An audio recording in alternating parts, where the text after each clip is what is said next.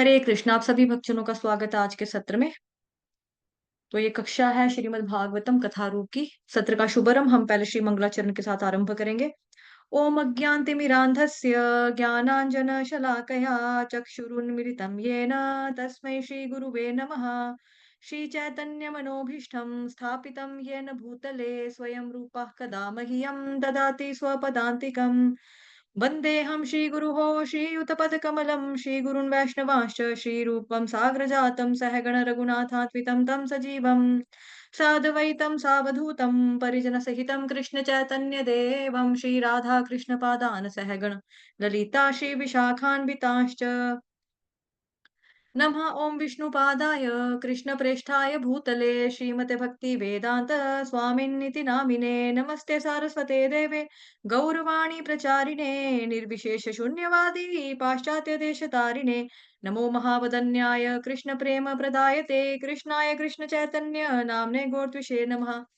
हे कृष्ण करुणा सिंधो दीनबंधो जगतपते गोपेश गोपिका कांत श्री राधा कांत नमोस्तुते तप्त कांचन गौरांगी श्री राधे वृंदावनेश्वरी वृषभानुसुते देवी प्रणमामि हरिप्रिये वाञ्छाकल्पतरुभ्यश्च कृपा सिन्धुभयेव च पतितानां पावनेभ्यो वैष्णवेभ्यो नमो नमः।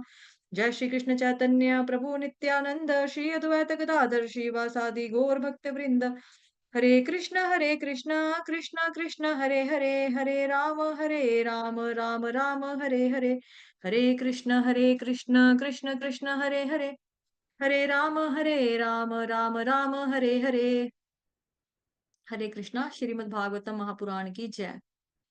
ओम नमो भगवते वासुदेवाय। ओम नमो भगवते वासुदेवाय। ओम नमो भगवते वासुदेवाय।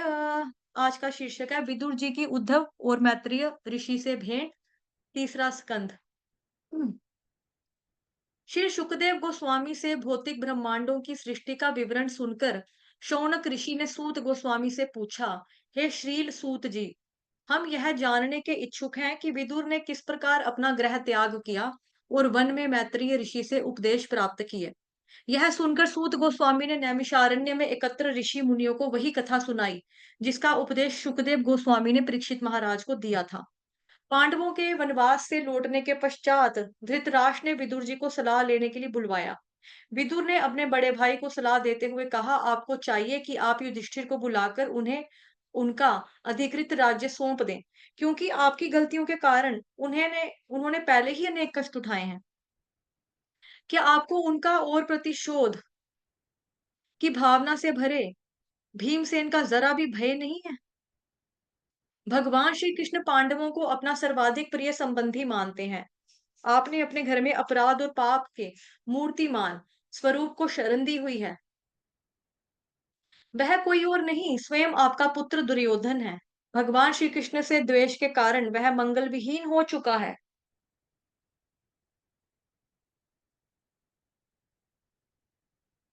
यदि आप अपने वंश का कल्याण चाहते हैं तो तुरंत दुर्योधन का त्याग कर दें। उस समय दुर्योधन अपने छोटे भाइयों कर्ण तथा मामा शकुनी के साथ उसी सभा में बैठा था। विदुर के वचन सुनकर क्रोध से उठ के उसके होठ थरथराने लगे। चिल्लाते हुए उसने कहा, इस दासी पुत्र को यहाँ आने का निमंत्रण किसने दिया है? यह कपटी जिस थाली में खाता है उसी में छेद कर रहा है। इसे तुरंत राजमहल से बाहर फेंक दिया जाए और ध्यान रहे यह अपने साथ अपनी सांसों के अतिरिक्त अन्य कुछ ले ना जा पाए। तीक्ष्ण बाण रूपी इन वचनों को सुनकर विदुर का हृदय मर्माहत हो गया, परंतु दुर्योधन के इस कार्य को भगवान की माया शक्ति का ही रूप देखा। वे समझ गए कि इस कार्य द्वारा भगवान चाहते हैं कि वे राजमहल की गंदी राजनीति से स्वयं को मुक्त करके एक चित्त से उसकी शरण ग्रहण करें। विदुर अपने भाई के समान कभी भी राजसी वैभव से आसक्त नहीं थे और वे सदैव घर त्याग कर स्वयं को भगवान की सेवा में न्यौछावर करने के लिए तत्पर रहते थे। दुर्योधन के व्यवहार को विदुर ने एक सुअवसर के रूप में देखा और भगवान की मायावी शक्ति की मन ही मन प्रशंसा करने लगे। यद्यपि इस माया शक्ति ने दुर्योधन की बुद्धि को भ्रष्ट कर दिया था, परंतु इसमें विदुर जी अपना लाभ देखने लगे, इसलिए उन्हें रत्ती भर भी खेद नहीं हुआ। इतना ही नहीं, उन्होंने हृदय से दुर्योधन को धन्यवाद दिया और अपने धनुष बाण को महल के द्वार पर छोड़कर तुरंत अपनी तीर्थ यात्रा पर निकल पड़े। विदुर जी चाहते तो वहां से सीधे द्वारका में भगवान श्री कृष्ण के पास जा सकते थे, परंतु नम्रतावश धृतराष्ट्र और दुर्योधन के संग से स्वयं को दूषित मानते हुए उन्होंने ऐसा नहीं किया। यह विचार करके कि जब तक व्यक्ति अपने पापों से शत प्रतिशत मुक्त नहीं हो जाता, तब तक वह भगवान का सानिध्य प्राप्त नहीं कर सकता। वे भगवान के निकट जाने के लिए स्वयं को भगवत संग के अयोग्य देख रहे थे। उन्होंने निश्चय किया कि वे विभिन्न तीर्थों का भ्रमण करके स्वयं को शुद्ध करेंगे और इस प्रकार भगवान के निकट आने की योग्यता प्राप्त कर पाएंगे। भगवान श्री कृष्ण पर मन एकाग्र करके विदुर जी ने अपनी देह की सब चिंता त्याग कर अयोध्या, द्वारका, मथुरा जैसे तीर्थों की यात्रा आरंभ की। इस दौरान उन्हें कोई ना पहचान पाए, इसलिए उन्होंने साधु का वेश धारण कर लिया। प्रभास में विदुर जी को यदुवंश के विनाश का समाचार मिला और तब वे सरस्वती नदी के तट से होते हुए पश्चिम दिशा की ओर यात्रा करने लगे। अंततः सौवीर, मत्स्य और कुरु जांगल राज्यों को पार करके वे यमुना नदी के तट पर पहुंचे। वहां उनकी भेंट भगवान श्री कृष्ण के चचेरे भाई और अंतरंग मित्र उद्धव से हुई। उद्धव से मिलते ही विदु ने स्नेह पूर्वक उनका प्रगाढ़ आलिंगन किया और कृष्ण, बलराम, यदुओं, पांडवों तथा कुंती देवी का समाचार पूछने लगे। उन्होंने धृतराष्ट्र का समाचार नहीं पूछा, क्योंकि वे जानते थे कि वह समाचार धृतराष्ट्र की अधोगति का ही होगा। उन्हें पहले से ही यदुवंश के विनाश का ज्ञान था, परंतु प्रभास में यह समाचार उनको सुनकर धक्का लगा, गहरा धक्का लगा। इसलिए वे एक बार पुनः उद्धव के मुख से इसे सुनना चाहते थे। विदुर ने उद्धव से भगवान श्री कृष्ण की महिमा का वर्णन करने के लिए भी कहा, क्योंकि भगवान इस पृथ्वी पर समस्त प्राणियों के कल्याण के लिए ही अवतरित होते हैं। विदुर के इन प्रश्नों को सुनकर उद्धव भगवान श्री कृष्ण की स्मृतियों में निमग्न हो गए। उनसे विरह की तीव्र वेदना का अनुभव करने के कारण उनके मुख से एक भी शब्द नहीं निकला। धीरे धीरे उनका मन श्री कृष्ण के चरण कमलों के चिंतन के प्रति विभोर हो गया और उनके शरीर में दिव्य उन्माद के समस्त लक्षण प्रकट होने लगे। इसे देखकर विदुर समझ गए कि उद्धव को भगवत प्रेम की सर्वोच्च अवस्था प्राप्त हो चुकी है। यहाँ तक कि 5 वर्षीय की अल्पावस्था में भी श्री उद्धव पूरी तरह से कृष्ण भावना में निमग्न रहते थे। उनकी माता उन्हें भोजन के लिए पुकारती रहती, परंतु वे श्री कृष्ण की गुड़ियाओं को सजाने, खिलाने और उनकी पूजा में तल्लीन के कारण उन्हें बाहरी जगत की कोई सुबुध नहीं रहती थी। नित्य सिद्ध भक्तों के साथ यही लक्षण होते हैं। जन्म से ही उद्धव के हृदय में श्री कृष्ण की सेवा की सहज प्रवृत्ति थी।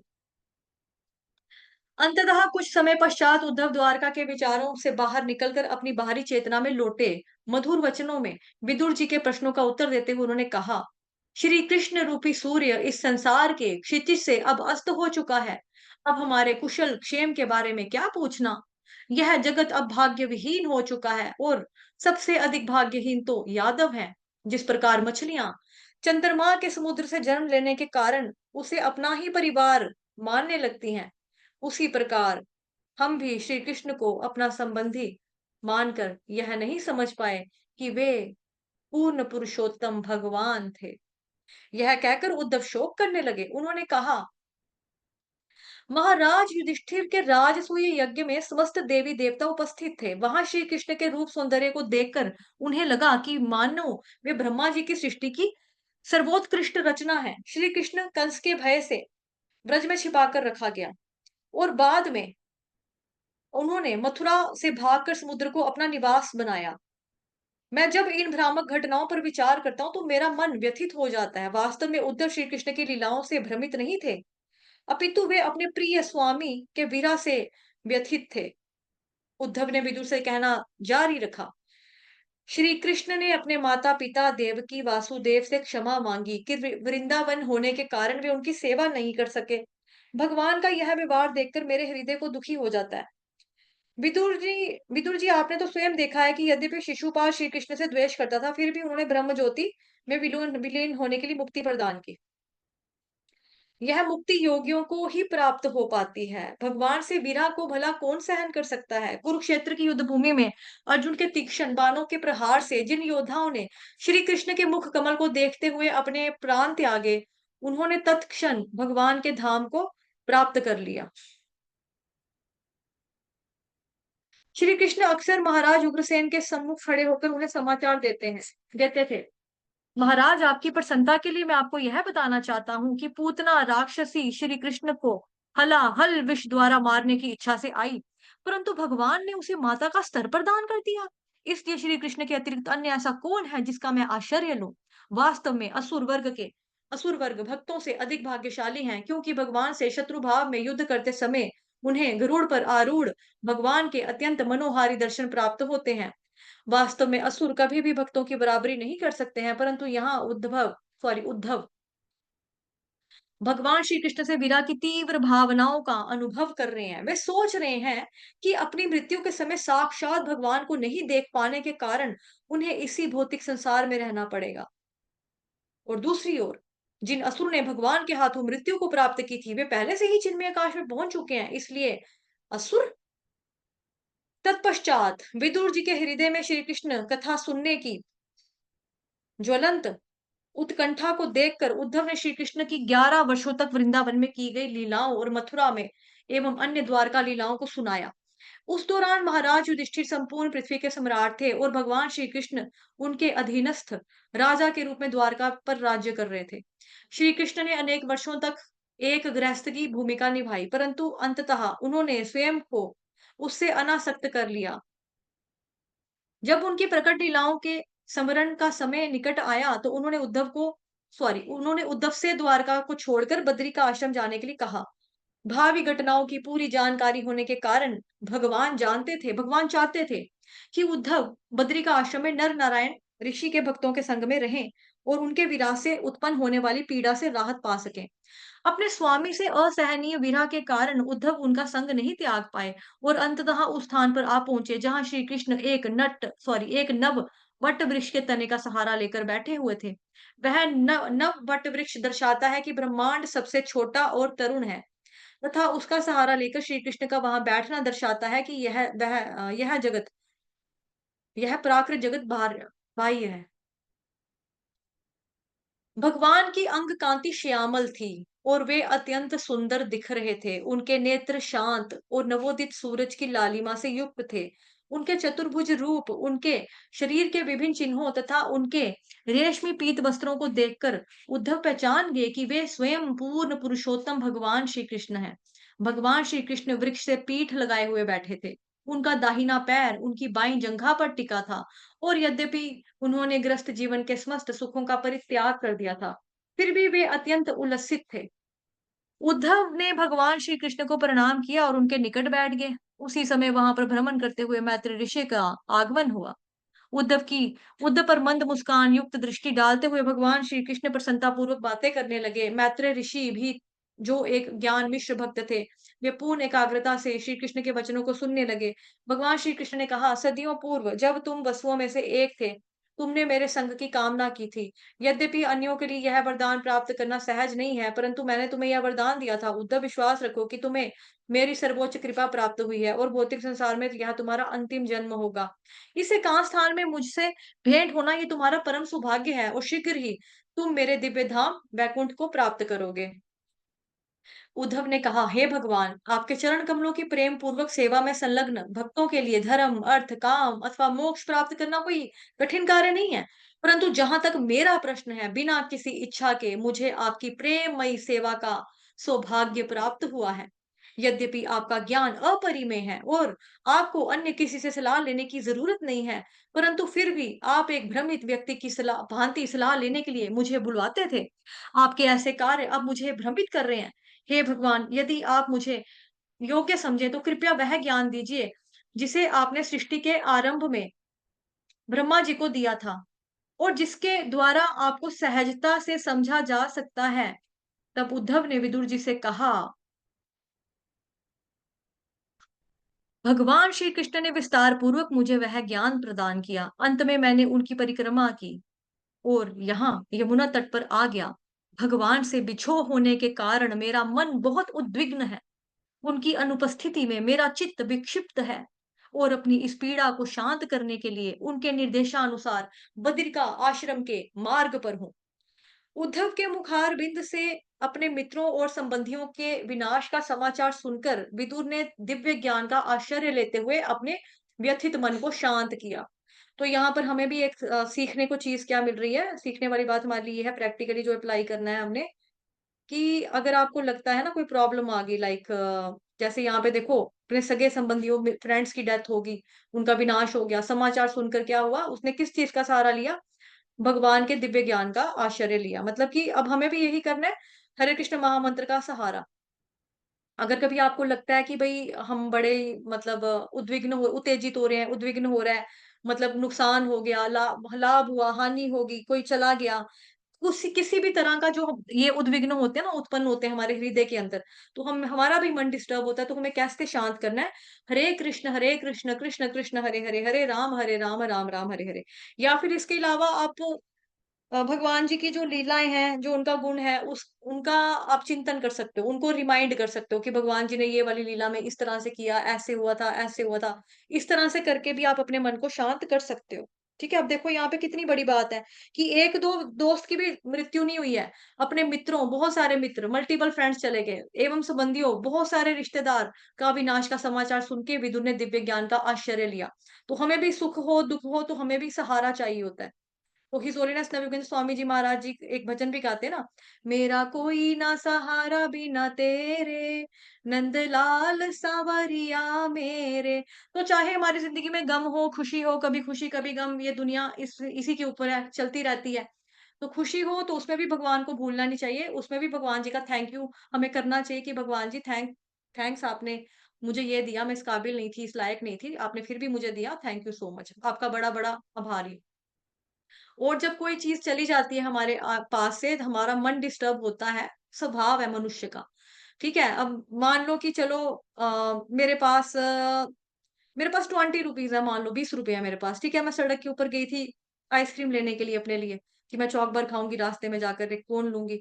वो रास्ते में मेरे पैसे पहले ही गिर पड़े। मैं दुकान पे पहुँची, मैंने बोला आइसक्रीम दे दो, पैसे देखे, जेब में नहीं है। दुःख तो मेरे को उस वक़्त भी होगा ना, मेरे पैसे कहाँ गए? मैं घर से लेकर निकली थी। अभी तो चलो मैंने 20 रुपीज़ का ये नॉर्मल एग्ज़ाम्पल दिया, बट लोगों के बड़े-बड़े नुकसान हो जाते हैं। बड़े-बड़े नुकसान हो जाते हैं, कहीं पे कोई पैसा लगाता है, वहाँ से बिज़नेस में लगाया ठप हो गया। एक व्यक्ति जो है उनका पेशेंट किसी घर का बीमार चल रहा है, बड़ा बीमार चल रहा है, उन्होंने सारा पैसा लगा दिया कि हमारा बंदा बचना चाहिए, इसको कुछ नहीं होना चाहिए, ये जिंदा रहना चाहिए। उसके ऊपर सारी ताउम्र की संपत्ति लगा दी। कई बार होता है ना बच्चा बीमार होता है, माँ-बाप पूरा कुछ फैक्ट्रियाँ तक बिक जाती हैं लोगों की, कुछ-कुछ प्रॉब्लम्स ऐसी होती हैं बीमारियों में। ठीक है, सारा कुछ बेच देते हैं लेकिन बच्चा भी हाथ से निकल जाता है। तो ऐसे में तो ऑब्वियसली मन जो होगा कितना डिस्टर्ब होगा कि ना माया मिली तो ना बच्चा मिला, कुछ भी नहीं मिला हमें, कोई कुछ भी हमारे हाथ नहीं लगा। वो स्वाभाविक है, तो उस केस में हमें क्या करना है, हरे कृष्ण, कृष्ण कृष्ण हरे हरे, हरे राम, राम राम हरे हरे। इस तरह से, ठीक है? तो ये हमारे लिए सीखने वाली बात थी यहाँ पे। और जब उद्धव ने वहां से प्रस्थान करने के लिए तैयार हुए, तो विदुर ने उनसे उस ज्ञान का व्याख्यान करने का निवेदन किया, जिसे उन्होंने प्रत्यक्ष भगवान श्री कृष्ण से सुना था। परंतु उद्धव ने विदुर से आग्रह किया कि वे निकट ही निवास कर रहे मैत्रेय ऋषि से वह ज्ञान सुने।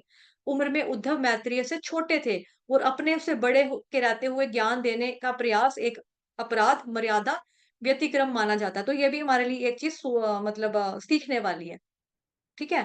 तो कई बारी क्या होता है कि जैसे लाइक छोटा सा एग्जाम्पल है इसके, मतलब कि इतना बड़ी बात भी नहीं है, बट जैसे यहाँ पे एक मर्यादा व्यक्तिक्रम लिखा ना, मर्यादा, तो जब आपके पास बड़े हैं बैठे हुए, तो आपको उनसे सुनना चाहिए, उनसे पूछना चाहिए। जैसे मान लो कि भौतिक जगत में भी होता है, हमारे घर गृहस्थी में भी होता है कि अ, मानो कि मतलब मेरे स्कूल में मार्क्स कम आ गए, ठीक है? मेरे को स्कूल वालों ने बोला कि अपने पेरेंट्स से साइन करवा कर लाना। तो मैं अपनी बहन को बोलूँ कि दीदी पापा को मत सुना, तू ही साइन कर देना मेरी कॉपी पे। तो वो मेरे को साइन कर दे दे। बट ये चीज़ एक तरह की गलती है ना, जब मुझे फादर के साइन करवाने हैं और वहाँ पे मेरे पापा जब हैं, घर पे मौजूद हैं, है ना? या ये भी नहीं है कि आउट ऑफ स्टेशन मेरे पेरेंट्स गए हुए हैं, तो मैंने अपनी दीदी से साइन करवाए, ऐसा भी नहीं है। जब मेरे पापा अवेलेबल हैं, तो मुझे पापा से ही करवाने चाहिए। उसी तरह से जब आपके पास सीनियर डिवोटीज़ अवेलेबल हैं, तो आपको सीनियर डिवोटी से पूछना चाहिए। यहाँ पे तो ज्ञान की बात की जा रही है, बट भक्ति में एज़ सच देखा जाए तो कोई ज्ञान वाइज़ आप छोटा व्यक्ति भी बड़ा हो सकता है, ऐसा नहीं है। लेकिन आपको ये भक्ति में लेवल देखा जाता है, स्तर देखा जाता है, एक तो, ठीक है? दूसरा ये चीज़ है यहाँ पे कि कई बारी हमारे ग्रुप में भी होती हैं ऐसी चीज़ें कि जैसे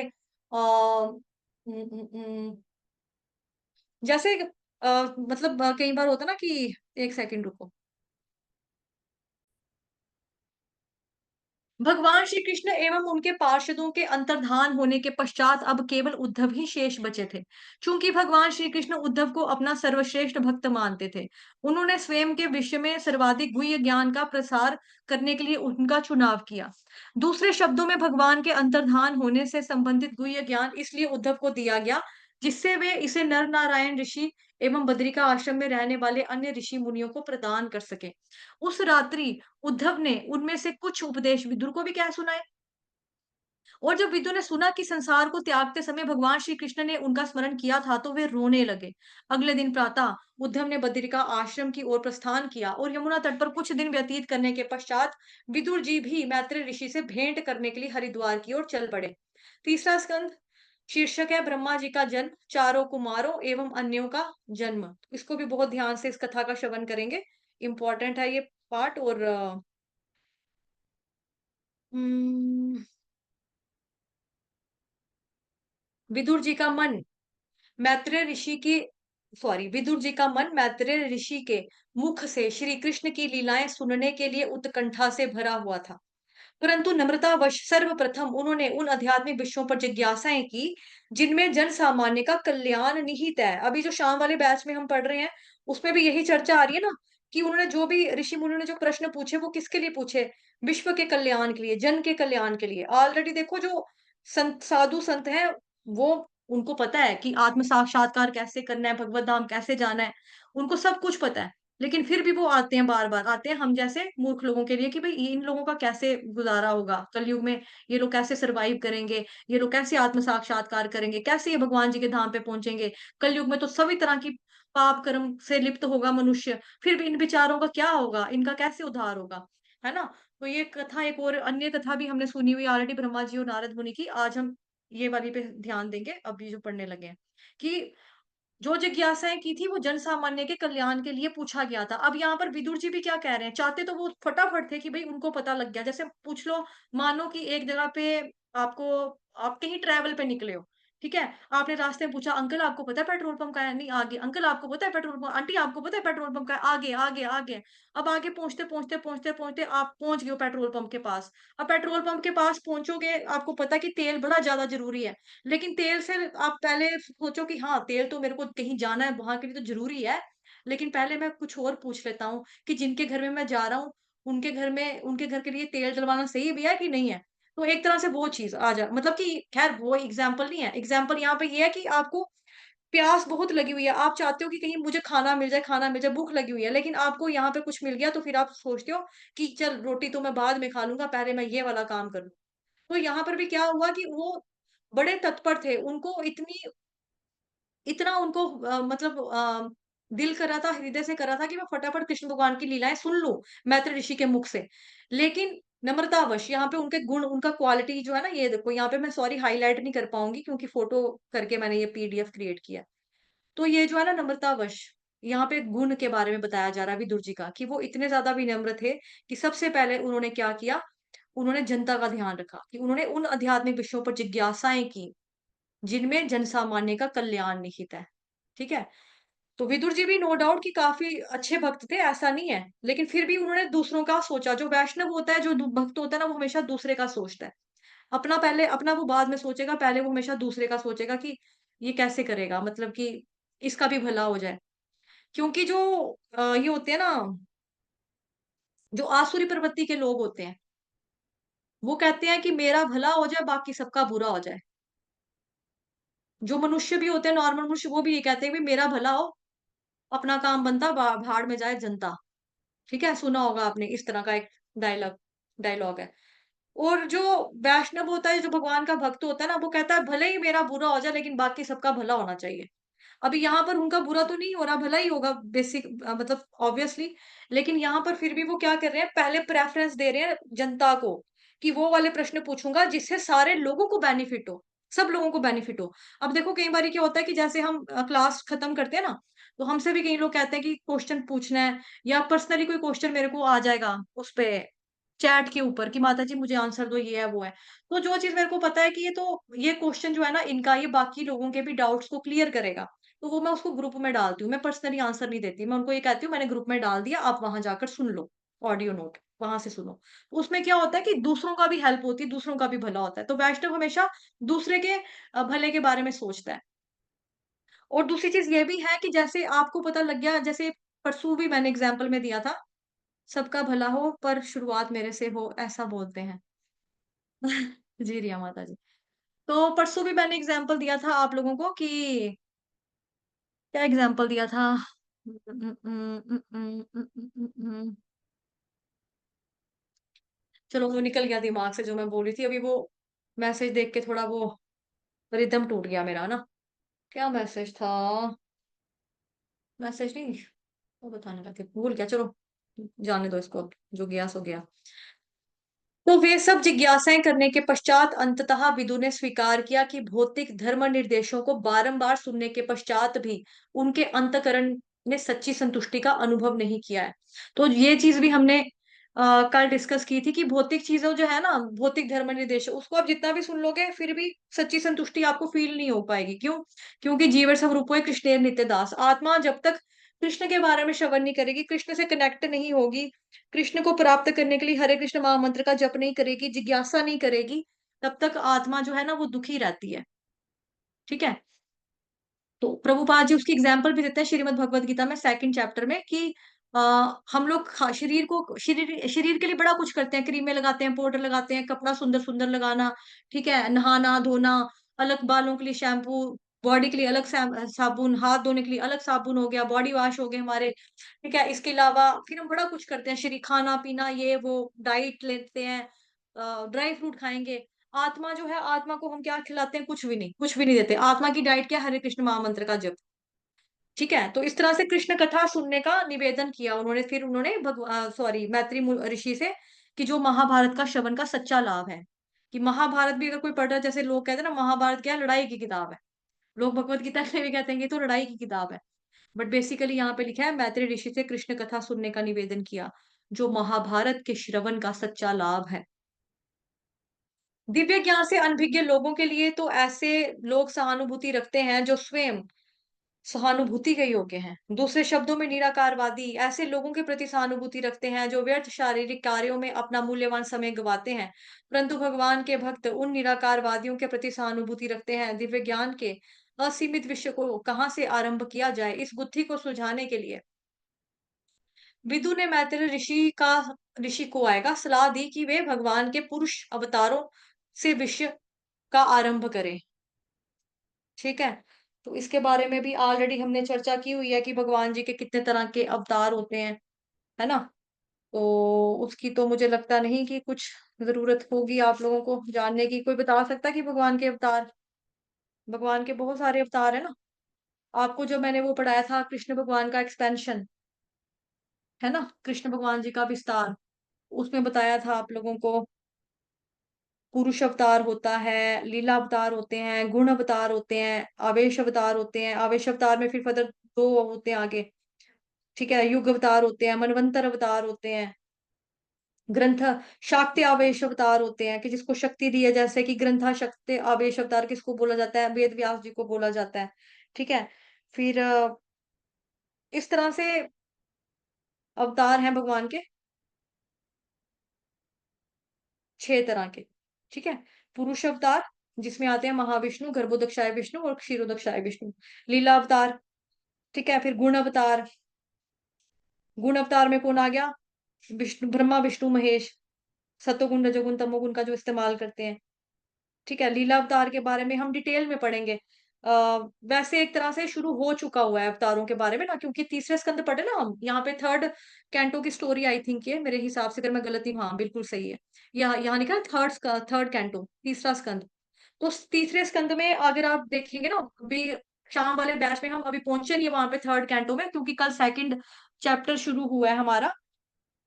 तो जब हम पहला अध्याय का पढ़ेंगे ना, वहां पे तीसरा स्कंद का, वहां से पता क्या है, मतलब कि उसके 25 नंबर के श्लोका से आगे स्टार्ट हो जाता है पूरा, मतलब कि 25 नंबर के श्लोक जो है उसमें बताया गया है डिटेल में कि लीला अवतार के बारे में बताया है, वो हम पढ़ेंगे आगे जाके। तो मनवंतर अवतार भी होते हैं, 14 तरह के जो मनु है, उनका मनवंतर अवतार होता है, युग अवतार होता है कि सतयुग में, ये कल पढ़ा था हमने, अगर आपको याद होगा। सतयुग में क्या था कि अ, ध्यान ध्यान लगाने की विधि, आत्म साक्षात्कार का जो प्रोसेस था वो ध्यान करना था। तो सतयुग में हंसा मेडिटेशन बताया है, और साथ ही में जो वहाँ पे भगवान आते हैं वो किस मतलब कि उनका कम्प्लेक्शन क्या था, व्हाइट इन कम्प्लेक्शन था। त्रेता में फायर सैक्रिफाइस यानी कि यज्ञ वाला था, है ना? यज्ञ आहुति वगैरह, उसका रंग क्या है? रेड कलर का। द्वापर में कृष्ण भगवान आते हैं, वो हमको क्या बताते हैं? विग्रह की सेवा करना बताते हैं। कृष्ण भगवान का कलर क्या है? श्याम सुंदर वन या काला रंग बताते हैं, मतलब श्याम सुंदर रंग या फिर ब्लैक इन कलर में। कलयुग में कौन आता है? कलयुग में चैतन्य महाप्रभु आते हैं। वो क्या देकर गए हैं हमको? आत्म साक्षात्कार करने का प्रोसेस, नाम संकीर्तन यज्ञ देकर गए हैं। उनका बॉडी का कम्प्लेक्शन क्या है? गोल्डन कलर का कम्प्लेक्शन है। तो ये आपको ऑलरेडी उसमें पढ़ा हुआ है आप लोगों ने। क्या बोलेंगे अपना कृष्ण भगवान जी के विस्तार में आपसे चर्चा की हुई, जब आपको भगवत गीता पढ़ाई थी ना, तब आपको 2 बार पढ़ाया है ये मैंने। 2 के 3 बार पढ़ाया हुआ है, और जिसने छोड़ा था उसको मैंने पर्सनली अकेले में व्हाट्सएप पे भी पढ़ाया था। 1:1 एक-एक को। ठीक है? फिर चलिए हम आगे चलते हैं। हाँ, कि भगवान के पुरुष अवतारों से आप आरंभ करो, स्टार्ट करो। मैत्री ऋषि ने कहा, हे विदुर, तुमने लोक कल्याण हेतु प्रश्न किया है, इसलिए आपकी कीर्ति सर्वत्र फैले। अब यहाँ पर देखो क्या चीज बताई जा रही है कि जो व्यक्ति प्रश्न करेगा जनता के कल्याण के लिए, विश्व के कल्याण के लिए, लोक के कल्याण के लिए, तो वो व्यक्ति भी उसकी उसकी भी जो कीर्ति है ना, आशीर्वाद मिल रहा है उनको। मैत्री ऋषि मुनि से आशीर्वाद मिल रहा है कि आपकी कीर्ति, आपका जो नाम है ना, वो भी जगह जगह फैले, सर्वत्र, हर जगह फैले। सर्वत्र का मतलब हर जगह पे फैले, कि आप भी एक अच्छे भक्त हैं, आप कितने महान भक्त हैं, सोचो, देखो, इस तरह से आपका नाम नाम हर जगह फैले। आपने अपने हृदय में एक मन से भगवान श्री कृष्ण को धारण किया हुआ है। इसमें कोई भी आश्चर्य नहीं है, क्योंकि आपका जन्म शील व्यासदेव के वीर्य के द्वारा हुआ है। मैं आपको जानता हूँ, और ये जो है, यहाँ पे जो इन्होंने लिखा है, शील व्यासदेव के वीर्य के द्वारा हुआ है। जब श्रीमद् भगवत गीता हमने स्टार्ट की थी, तो वहां पर भी आपको याद होगा कि आपको प्रेजेंटेशन के रूप में, पावर पॉइंट प्रेजेंटेशन के रूप में आपको पूरा बताया था। और मैं आपको बता देती हूँ उसमें क्या नाम रखा हुआ था। उसका नाम था ना कि उसपे था कुरुवंश, कुरुवंश करके था। उसमें था कि शांतनु राजा हुए, है ना? फिर शांतनु की पत्नी गंगा माता थी, फिर भीष्म पितामह उनके बेटे थे, फिर शांतनु की दूसरी शादी हुई, सत्यवती, उनको पसंद आ गई, जिससे मछली की स्मेल आती थी, है ना? फिर उन्होंने 2 बच्चे पैदा किए, चित्रांगद और विचित्रवीर्य। फिर साथ में ये भी आपको बताया था कि सत्यवती शादी से पहले प्रेग्नेंट थी, क्योंकि उनकी किश्ती में ऋषि मुनियों को एक एक जगह से दूसरी जगह पे नाव पार करवाना उनका रहता था। ठीक है? तो विचित्र वीर्य, तो इस तरह से मतलब कि आई होप कि आप लोगों को याद आ चुका है, नहीं आया तो फिर मेरे ख्याल से वो चीज़ रिकॉर्ड पता नहीं, आई थिंक की है कि नहीं की है। बट याद आ गया। विनीता माता जी, रिया माता जी, याद आया? क्योंकि पुराने निवेदिता माता जी, जी जी जी माता जी। आया जी ना माता याद? जी। जी माता जी, याद हाँ है, जी। हाँ याद है। ठीक, ठीक। तो भगवत गीता के स्टार्टिंग में ही हमने ये चीज़ें करवाई हुई हैं ऑलरेडी पहले भी। तो वो यही बताया जा रहा है कि आपका जो जन्म है ना, व्यासदेव के वीर्य के द्वारा हुआ है। मैं जानता हूँ कि आप यमराज के अवतार हैं, और मांडव्य मुनि के शाप से आपने एक क्षुद्र दासी के गर्भ से जन्म लिया है।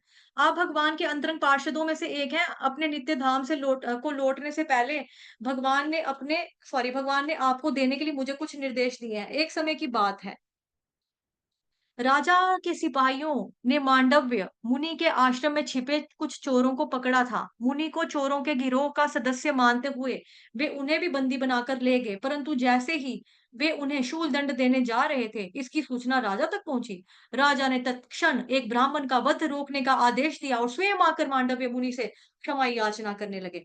वहां से छूटकर मांडव्य मुनि सीधे यमराज के पास पहुंचे और अकारण मिली इस यातना का कारण पूछा।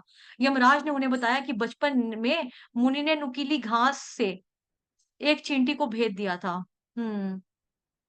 और यह यातना उसी अपराध के फलस्वरूप थी। यह सुनकर मुनि अत्यंत क्रोधित हो उठे कि नादानी में किए गए कार्य के लिए इतना बड़ा दंड कैसे दिया जा सकता है। उन्होंने यमराज को शुद्रानी के गर्भ से जन्म लेने का शाप दे दिया। ठीक है? तो ये अंदर का बात है उनकी कि कैसे फिर वो आगे यहाँ, और इस प्रकार यमराज ने विदुर के रूप में जन्म लिया। तो यमराज जो है वो बेसिकली विदुर और यमराज सेम ही, उन्होंने जन्म लिया शाप की वजह से। सर्वप्रथम मैत्रेय ऋषि ने भगवान महाविष्णु की मूल सृष्टि का वर्णन किया। और तत्पश्चात उनके विराट रूप का। इसे सुनकर विदुर जी ने ऋषि से निवेदन किया कि वे सृष्टि की विधि का विस्तार पूर्वक वर्णन करें। मैत्रेय ऋषि ने कहा, अब मैं तुम्हें यह भागवत पुराण सुनाऊंगा, जिसे स्वयं भगवान ने क्षणिक सुखों के लिए भौतिक जीवन में उलझे हुए लोगों के कल्याणार्थ महान ऋषि मुनियों को सुनाया था। युगों पूर्व सनत कुमार आदि ऋषि उच्च लोकों से गंगा नदी के माध्यम से यात्रा करते हुए इस ब्रह्मांड की तह तक आए थे। उन्होंने भगवान वासुदेव पर ध्यान मग्न बैठे भगवान संकर्षण के चरण कमलों का स्पर्श करके उन्हें प्रणाम किया। जब ऋषिगण दिव्य प्रेम भरे वचनों से भगवान का गुणगान कर रहे थे, तो भगवान श्री संकर्षण ने धीरे से अपने नेत्र खोले और उनके सहस्त्रों फणों पर स्थित रत्न सर्वत्र अपनी आभा बिखेरने लगे। उस समय भगवान संकर्षण ने श्री सनत कुमार को श्रीमद् भागवतम का सार बताया और बाद में श्री सनत कुमार ने उनकी शिक्षा सांख्यायन मुनि को दी। इस श्रृंखला में जब सांख्यायन मुनि इस श्रीमद् भागवतम का संदेश दे रहे थे, तो उस समय सभा में मेरे गुरुदेव श्री पराशर तथा बृहस्पति ने भी इसका श्रवण किया। अब बेसिकली यहाँ पे ना, जैसे हम पढ़ते हैं ना कि गुरु शिष्य परंपरा के बारे में, परंपरा के बारे में पढ़ते हैं। और कहाँ गई? हम्म माता जी, ये मैंने आपको अनम्यूट किया है। इसका श्रीमद् भगवत गीता का जो ज्ञान है वो परंपरा के माध्यम से सबसे पहले भगवत गीता का ज्ञान किसको दिया है? कौन बताएगा? भगवत गीता में हमने पढ़ा है ना। हरे कृष्णा, मेरी आवाज आ रही है? हरे कृष्णा, क्या आप लोग सुन पा रहे हैं? सवाल समझ में आया कि मैंने क्या बोला? हम्म जी जी माता जी, आवाज तो आ रहा है माता जी। अ, अ, वो क्या कहते हैं, कोई आ गया था बीच में, तो कोई बात इसलिए नहीं। मेरे को आपकी बात सुनी नहीं, तो इसलिए मैंने अभी प्रिया माता ठीक जी है, से पूछा है। कोई बात नहीं। वो मैंने ये पूछा था कि जैसे यहाँ पे परंपरा होती है ना, जैसे श्रीमद् भगवत गीता में हमने पढ़ा है कि सबसे पहले ये दिव्य ज्ञान किसको दिया गया है, ऐसे श्रीमद् भागवतम की दो परंपराएं हैं। अब राइट डाउन लिखो, सभी बच्चे लिखो यहाँ पे बैठ के। माता जी मैं मैं बताऊं एक बारी, थोड़ा सा मतलब हो अभी सकता है उसका कि नहीं, थोड़ा वो नहीं चाहिए मेरे को। भगवत गीता का हो गया, अब रहने दीजिए। उसका हो गया ना। अब आपको मैं लिखवा रही हूँ, उसको लिखो। श्रीमद् भागवतम की दो परंपराएं हैं। पहली जो है संकर्षण से आती है। संकर्षण ने फिर ये ज्ञान दिया सनत कुमार को।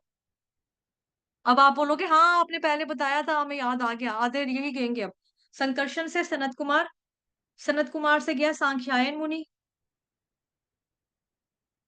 सांख्यायन मुनि से गया है पराशर और बृहस्पति के पास, उसके बाद गया है मैत्रेय मुनि के पास, फिर ये ज्ञान गया है विदुर के पास। एक तो ये परंपरा है। और दूसरी परंपरा में चाहे आप चाहो तो टेबुलर फॉर्म में लिख सकते हो, बीच में लाइन लगाकर लिख सकते हैं आप लोग। ठीक है। दूसरी परंपरा में है भगवान श्री कृष्ण,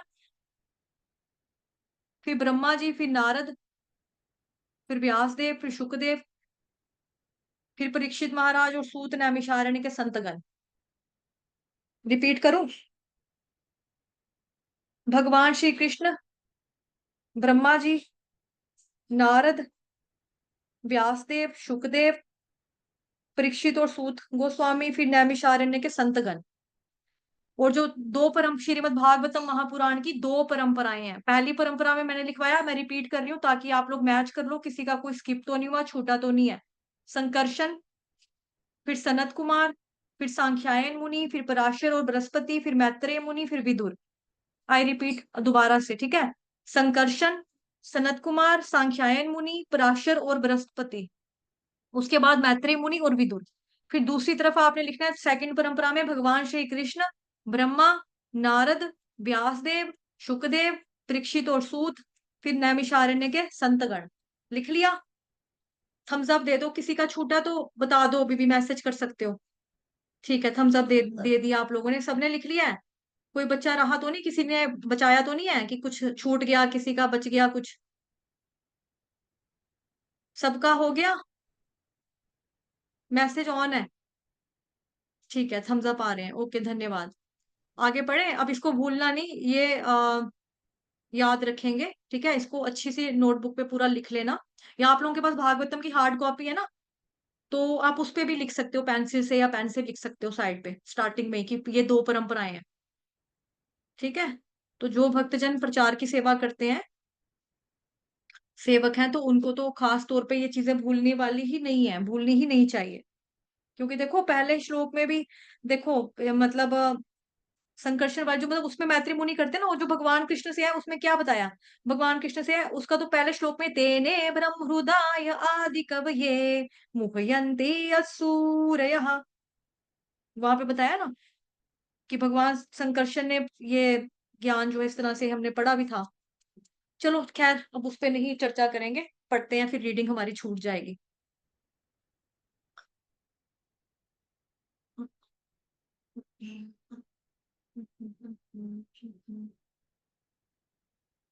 उस समय भगवान संकर्षण ने, ये हमने पढ़ लिया, एक समय एक राक्षस ने पराशर मुनि के पिता का भक्षण कर लिया। प्रतिशोध में पराशर मुनि ने सारे नरभक्षियों को जला मारने के लिए यज्ञ आरंभ किया। ओ तेरी एक समय एक राक्षस ने पराशर मुनि के पिता का भक्षण कर लिया। प्रतिशोध में पराशर मुनि ने सारे नरभक्षियों को जलाकर मारने का एक यज्ञ आरंभ किया। परंतु यज्ञ स्थली में पहुंचकर जब वशिष्ठ जी ने अपने पौत्र पराशर मुनि को यह कार्य करने से रोका, तो उनका मान रखने के लिए पराशर मुनि ने वह यज्ञ बंद कर दिया। तो इसे देखकर राक्षसों के पिता पुलत्स्य अत्यंत प्रसन्न हुए। उन्होंने पराशर मुनि को आशीर्वाद दिया कि वो पुराणों के महान वक्ता बनेंगे। तो यहाँ से भी हमारे लिए एक सीखने के लिए चीज है कि देखो कि बदले की भावना थी पूरी उनके माइंड में, कि मतलब कि जिन्होंने मेरे फादर के साथ ये चीज कर ली है, तो अब मतलब क्या करूंगा, बदला लूंगा और सारों को सबको जलाकर मार दूंगा, इन सबको जलाकर राख कर दूंगा। लेकिन उन्होंने जब अपने देखा वहां पे यज्ञ स्थल में पहुंचकर जब वशिष्ठ मुनि ने देखा कि अपने पौत्र पौत्र मतलब मेरा पोता जो है, पोतरा का नाम क्या है? पराशर मुनि। उन्होंने उसको बोला कि ये काम मत करो। तो वो उन्होंने फटाफट वो यज्ञ बोला कि ठीक है मैं बंद कर देता हूँ। तो यहाँ से हमें एक तरह का ये पता लग रहा है कि हमें भी अपने बड़ों का कहना मानना चाहिए। ठीक है? घर के बड़े बुजुर्गों का कहना मानना चाहिए, भौतिक जगत में भी। तो पुराणों में महान वक्ता बने। इसके पश्चात मैत्री ऋषि ने विस्तार पूर्वक विदुर को कथा सुनानी आरंभ की। ब्रह्मा जी के दिन की समाप्ति पर भगवान संकर्षण के मुख से प्रलय अग्नि निकलती है और तीनों लोकों को नष्ट कर देती है। इस अग्नि की प्रलयंकारी गर्मी से बचने के लिए भृंगु भृगु आदि ऋषि एवं महरलोक के अन्य निवासी जनलोक में रहने चले गए। अभी जो 14 तरह के लोक है ना, उसके बारे में आगे विस्तार पूर्वक चर्चा आएगी, तो हम इस पे ज्यादा समय अभी नहीं लगाएंगे। यह अग्नि 100 दिव्य वर्षों या 36,000 मानवीय वर्षों तक प्रज्वलित रही।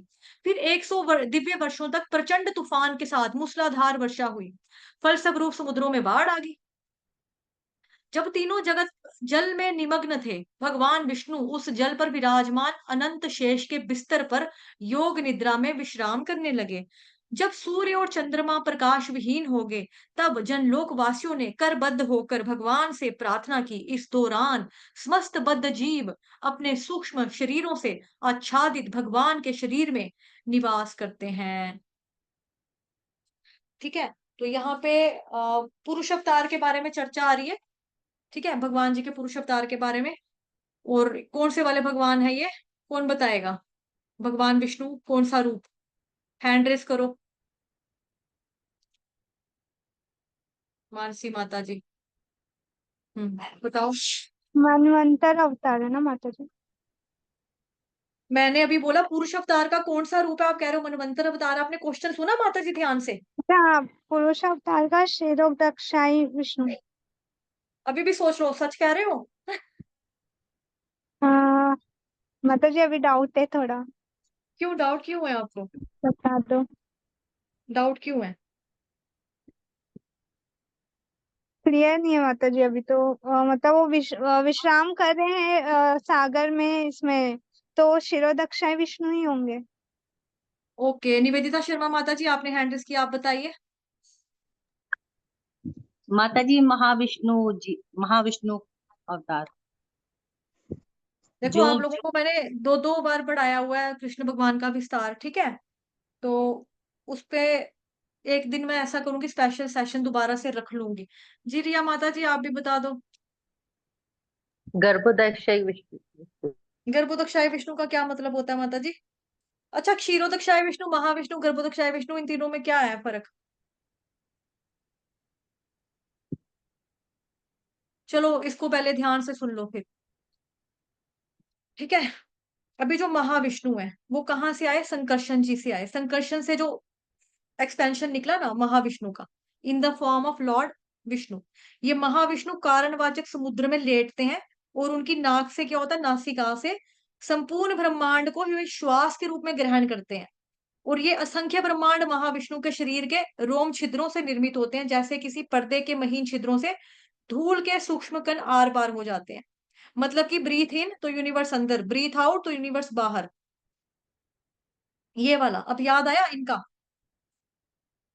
कि जैसे, तो उसी तरह से क्या होता है कि महाविष्णु के जो शरीर के रोम छिद्रों से असंख्य यूनिवर्स उत्पन्न होते हैं।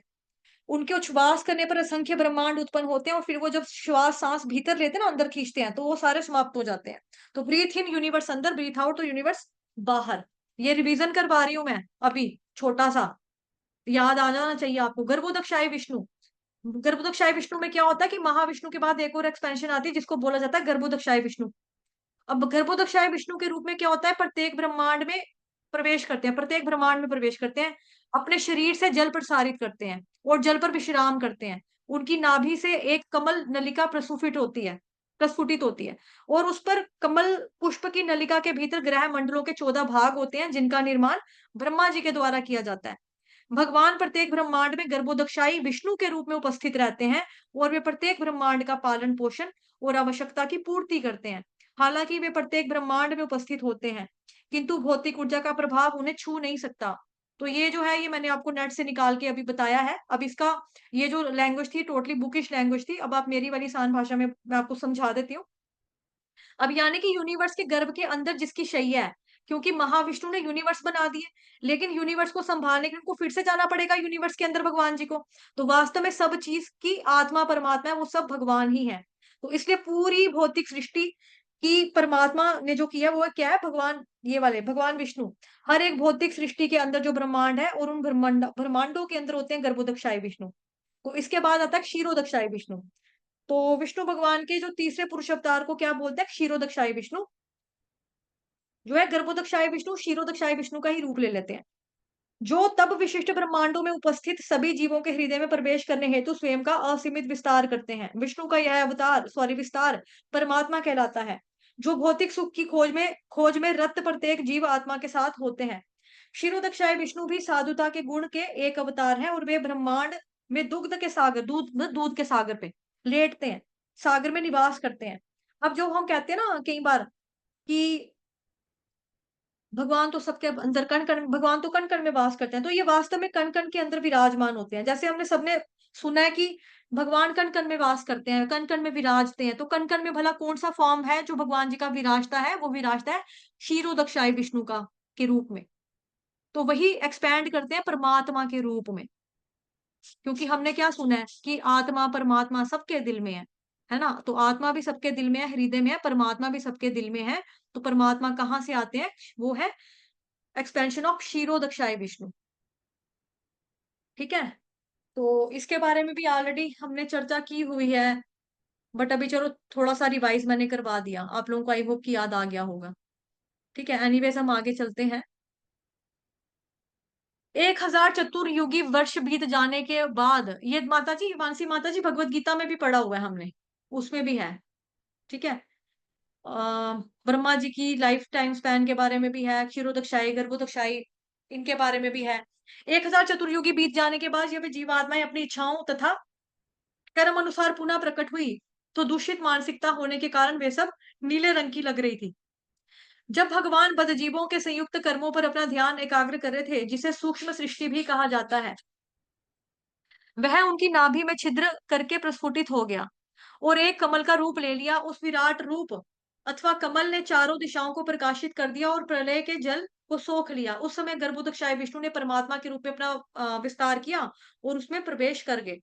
तत्पश्चात ब्रह्मा जी की उत्पत्ति हुई। वे अपने जन्म के स्रोत को खोजने के लिए चारों दिशाओं में देखने लगे और इसके फलस्वरूप उनको 4 सिर प्राप्त हुए।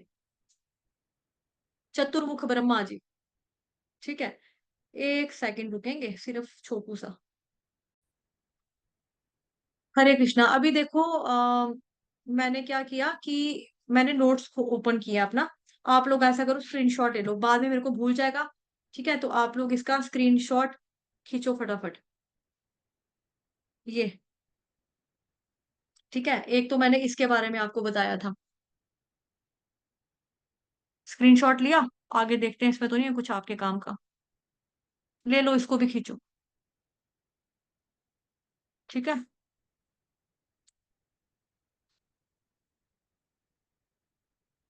बाकी नहीं है। पहली दो स्लाइड्स है ना, एक इसका स्क्रीनशॉट ले लो आप। लेने के बाद मुझे थम्स अप दे दो, फटाफट खींचो। और दूसरा इसका लेना है। ये लिया? डन हो गया? मैसेज में लिखो या थम्स अप दो फटाफट। ठीक है, गुड। सेकंड ये वाला, ये लो, सेकंड वाला लो, इसको खींचो। ठीक है। और जी, जो लोग कॉपी के ऊपर नोटबुक पे बनाते हैं नोट्स, उसका वो लिखेंगे इस पर, मतलब कि इस पे बना लेना। अब यहाँ पे आ गया जी कृष्ण भगवान जी का एक्सपेंशन पूरा, जो जहां से मैं पढ़ाया आपको। पहले भी आप लोगों को पहली भी 2-3 बार दिखाया हुआ है ये। ठीक है, आप इसका लो। जो आज मैंने आपके साथ चर्चा की है वो यहाँ से की है। ये आगे पुरुष अवतार, महाविष्णु, गर्भोदक्षाय विष्णु, क्षीरोदक्षाय विष्णु, पुरुष अवतार। ये वाला फोटो खींचो उसका। ठीक है, लो इसको। हुआ? डन किया तो थम्स अप दो मेरे को फटाफट। गुड, ठीक है, थैंक यू। चलो कंटिन्यू करते हैं पढ़ना। ऐसे मेरे को फिर दिमाग से ना स्किप हो जाना था कि भाई अम, चलो, आ, कहाँ से पढ़ना था? हाँ, 4 सिर प्राप्त हुए। ब्रह्मा जी अपने जन्म और उद्देश्य को लेकर भ्रमित थे, परंतु यह विचार करके कि कहीं ना कहीं इस कमल का स्रोत अवश्य प्राप्त होगा, वे कमल की खोखली डंडी में प्रवेश करके नीचे जाने लगे। परंतु भगवान विष्णु की नाभि के निकट पहुंचने पर भी ब्रह्मा जी अपने स्रोत का पता लगाने में अक्षम रहे। ठीक है, ये तो वही बात होगी कि जैसे घर के दरवाजे के बाहर बिल्कुल पहुंच जाओ, फिर भी दरवाजे के बाहर पहुंचने के बाद भी पता नहीं लगा घर किसका है, घर का मालिक कौन है। ठीक, तो उन्होंने क्या किया, एक पाइप, मतलब कि जैसे बताया ना यहाँ पे।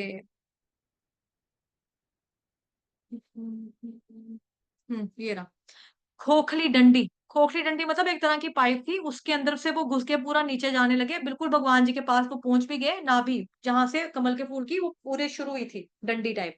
ठीक है, वहां तक पहुंच गए, लेकिन फिर भी उनको पता नहीं चला कि कौन। अंततः ब्रह्मा जी कमल पुष्प पर लौट आए और पूर्ण पुरुषोत्तम भगवान पर ध्यान लगाने लगे। 100 दिव्य वर्षों तक तपस्या करने के बाद ब्रह्मा जी उन भगवान को प्रत्यक्ष देख पाए, जिन्हें महान प्रयत्नों के द्वारा देखना भी संभव नहीं होता। ब्रह्मा जी ने शेषनाग की श्वेत देह पर विश्राम करते हुए गर्भोदक्षाय विष्णु को देखा।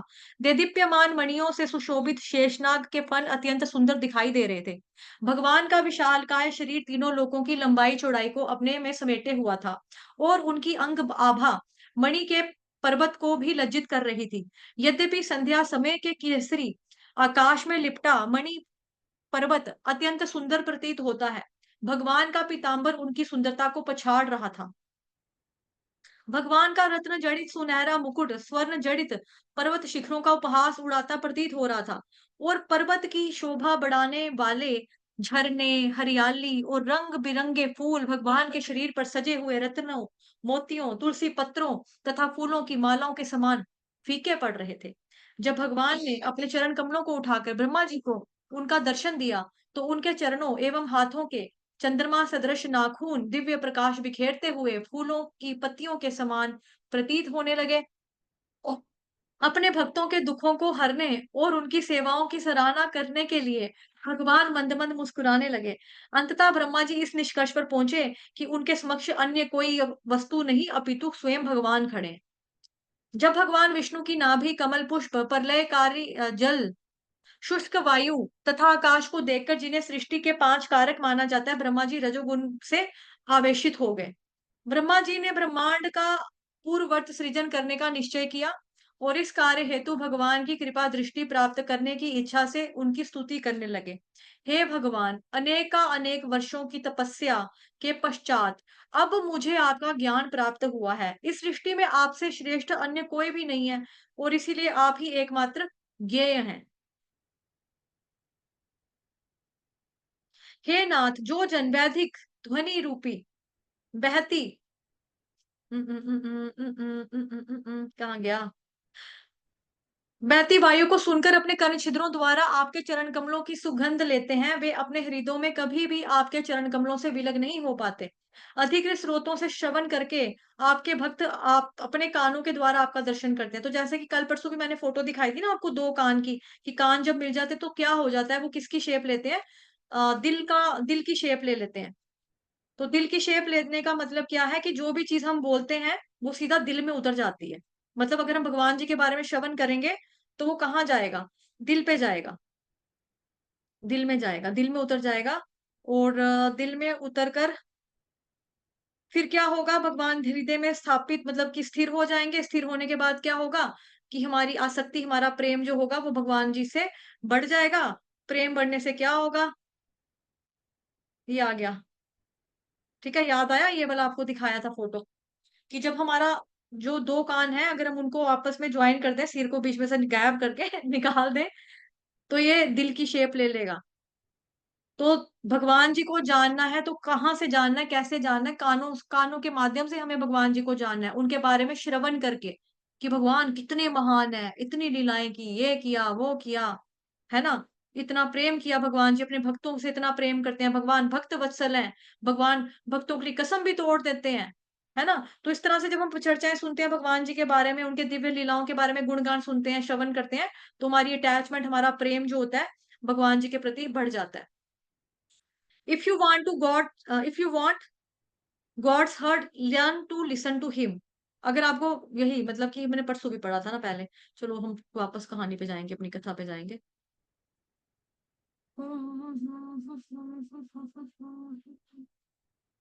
हुँ। हे आराध्य देव, ब्रह्मांड की सृष्टि करने के लिए आपकी नाभि से मेरा जन्म हुआ है। यह आपकी मुझ पर विशेष कृपा है कि मैं आपका शरणागत हूँ। आप प्लीज़ मुझ पर कृपा करके मुझे पर्याप्त बुद्धि दीजिए, जिससे मैं अपने कर्तव्य का समुचित निर्वाह कर सकूँ। मैं आपसे निवेदन करता हूँ कि मैं आपकी सेवा करते समय मैं अपने कार्य के भौतिक प्रभावों से प्रभावित होकर मिथ्या अहंकार के गर्त में ना गिर जाऊँ। अब देखो ब्रह्मा जी जो है पहली जीवात्मा है, प्रथम जीव है। वो भी भगवान जी से देखो मिन्नत कर रहे हैं कि भई मेरे को ना कहीं ये ना हो जाए, वो ना हो जाए, मैं इस प्रभाव के अंतर्गत ना आ जाऊँ। मैं अहंकार मिथ्या में ना फँस जाऊँ कहीं पे, ठीक है? तो हम जैसों की क्या औकात, क्या बिसात। तो हम लोग थोड़ा-सा चैंटिंग करते हैं, हम कहते हैं हम भी डिवोटी हैं, है ना? तो हमें दूसरे को तो डिवोटी और वैष्णव समझना लेकिन अपने आप को हमें दासा, दासा, दासा, दासानुदास, गोपिर भर्तु पद कमलोर यो दासा, दासा, दासानुदास ये वाली फीलिंग हमें हमेशा कायम रखनी है, हमें इसी पे जीना है। तो आ गया जी मुझे कभी इस बात का अभिमान ना हो कि मैं सृष्टि करता हूँ कि भई मैंने बनाया है। आपके कार्यों के दौरान मुझे अनेक दुष्ट, दुराचारी लोगों से व्यवहार करना होगा। मेरा निवेदन है कि उनके संग के प्रभाव से मेरा पतन ना हो क्योंकि अब ब्रह्मा जी जो हैं, वो एक गुण का इस्तेमाल करते हैं। ठीक है? ब्रह्मा, शिव, महेश, ब्रह्मा, विष्णु, महेश। ब्रह्मा, विष्णु, महेश जो है तीनों एक-एक गुण का इस्तेमाल करते हैं। कौन बताना चाहेगा? खुशबू माता जी आप बताओगे अगर आपके घर में शोर नहीं है तो? मानसी माता जी आप रहने दो, आपने ऑलरेडी 2 1-2 चीज़ें बताई है ना, आप रहने दो। मैं बताऊं? चलो बता बता दो। अ, विष्णु भगवान बस एक सत्वगुण में बताना, आते एक हैं। वाक्य बताएगा। एक-एक करके बताएँगे। सिर्फ 1 पॉइंट आप बताना। ठीक है। आपने विष्णु भगवान का बताया, क्या बताया? हाँ, सत्वगुण में आते हैं। अच्छा ठीक है। विनीता माता जी आप दूसरे का बताओ। माता जी जो शिव जी है वो संहार करते हैं और वो तमोगुण में। ठीक है। अब कौन बताना चाहता है? थर्ड एक बचा है, जो बचा हुआ है वो कौन आंसर देगा? चलो मानसी माता जी, बताओ। ब्रह्मा जी जो है वो रजोगुण क्रिएटिविटी का करते हैं, रजोगुण का ये इस्तेमाल शाबाश! करते हैं। Good, good. हरि बोल, तीनों भक्तों के लिए हरि बोल, गुड। ठीक है, निवेदिता निवेदिता माता जी आपको बाद में मौका मिलेगा, कोई बात नहीं, अन्य प्रश्न पूछेंगे आपसे। तो इसीलिए वो बोल रहे हैं कि मेरा जो है अनेक दुराचारी लोगों से आमना-सामना होने वाला होगा, व्यवहार मुझे उनसे करना पड़ेगा, तो मेरी आपसे रिक्वेस्ट है कि उनके संग से मैं प्रभावित ना हूँ और मेरा पतन ना हो। तो जैसे जो शिव जी हैं, तमोगुणी से लोगों से घिरे हुए रहते हैं, लेकिन उसमें लिप्त नहीं होते ज़रा भी। ऐसे ही ब्रह्मा जी हैं, रजोगुण का इस्तेमाल करते हैं, लेकिन वो इसमें लिप्त बिल्कुल भी नहीं होते हैं। ठीक है? इसीलिए वो परम वैष्णव की कोटि में आते हैं, मतलब शिव जी जो है उनको परम वैष्णव बोला जाता है ना। अब शिव जी के पास सारे तरह के लोग आते हैं, जादू टूने करने वाले, भूत प्रेत आते हैं, असुर आते हैं, राक्षस आते हैं, मीट अंडे खाने वाले, शराबे पीने वाले, भांग पीने वाले, सारी तरह के लोग आते हैं। लेकिन फिर भी शिव जी को क्या दिया है, उनका शिव जी को जिम्मा दिया है उनका उद्धार करने का, कि उनका उद्धार कैसे होगा इस तरह से। लेकिन ब्रह्मा, विष्णु, महेश ये तीनों इन तीनों गुणों से अप्रभावित रहते हैं, इनको कोई फर्क नहीं पड़ता। हे भगवान, जैसे कमल का फूल होता है ना, कमल का फूल कीचड़ में भले ही खिलता है, लेकिन कीचड़ उसके ऊपर लगा नहीं होता, है ना? और स्पर्श जल की बूंदें भी पड़ती है तो उससे भी वो छूता रहता है, उस वे में। हे भगवान, अपने नेत्र खोलकर कृपया प्रसन्नता पूर्वक मुझे ये वर प्रदान करें और अपने मार्गदर्शन द्वारा मेरी निराशा को छिन्न-भिन्न कर दें। भगवान स्पष्ट देख रहे थे कि ब्रह्मा जी के मन में सृष्टि को लेकर भारी चिंता है और वे प्रलयकारी अथाह जल को देखकर मानसिक रूप से हताश भी हैं। उन्हें प्रोत्साहन देने के लिए भगवान गहरी और गंभीर वाणी में बोलने लगे, ब्रह्मा जी, चिंतित और हताश होने की जरूरत नहीं है, क्योंकि आपकी ये सब इच्छाएं पहले ही पूरी की जा चुकी हैं। मेरा ध्यान करते हुए स्वयं को सुदृढ़ता पूर्वक भक्ति पथ पर स्थिर करें और इस प्रकार समस्त ज्ञान आपके हृदय में उदित हो जाएगा। जब आप अपनी सेवाओं में तल्लीन होंगे, उस समय आप मुझे अपने तथा संपूर्ण ब्रह्मांड के भीतर देख पाएंगे और आप यह भी देख पाएंगे कि आप यह ब्रह्मांड तथा अन्य सब प्राणी मेरे भीतर भी हैं। इस दिव्य दृष्टि को प्राप्त करके आप समस्त मोह माया से मुक्त हो जाएंगे तथा इस प्रकार आपके भय का कोई भी कारण शेष नहीं बचेगा। चूंकि आपने ब्रह्मांड एवं जीवों की सृष्टि करके मेरी सेवा करने की इच्छा की है, मेरी अहेतुकी कृपा से आप कभी भी अपने कार्यों में असफल नहीं रहेंगे।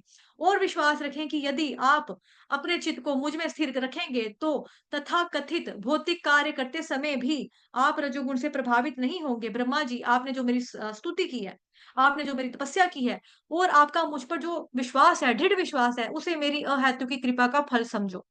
मैं आपकी प्रार्थनाओं से अति प्रसन्न हूँ और मेरा आशीर्वाद से आप अपनी चेष्टाओं में सफल रहेंगे। यह कहकर भगवान नारायण अंतर्ध्यान हो गए और ब्रह्मा जी भगवान के निर्देशानुसार 100 वर्षों तक तपस्या करने लगे। इस अवधि के पश्चात ब्रह्मा जी ने देखा कि प्रचंड वायु के प्रभाव से उनका कमल आसन तथा नीचे जल हिचकोले खा रहा है, परंतु लंबी तपस्या के प्रभाव से ब्रह्मा जी को विशेष शक्तियां प्राप्त हुई थी और देखते ही देखते वे उस वायु और जल दोनों को पी गए। तब ब्रह्मा जी ने देखा कि कमल संपूर्ण ब्रह्मांड में व्याप्त है और समस्त लोक उसके अंदर समाये हुए हैं। ब्रह्मा जी उन्हें उनकी मूल स्थिति में पुनः स्थापित करने का विचार करने लगे। इस उद्देश्य से वे कमल के अंतरिक्ष चक्र में प्रविष्ट हुए। 1 मिनट देखो, ये कितना लंबा है, कोई हेल्प करेगा पढ़ने में? क्योंकि 2:15 हो गए हैं। विनीता माता जी, ठीक है माता जी आप पढ़ लो, मैं थक गई। मेरे को ना दर्द भी बड़ी निकल निकल गई है पीठ में, अपना बैठा नहीं जा रहा मेरे से साथ में। अ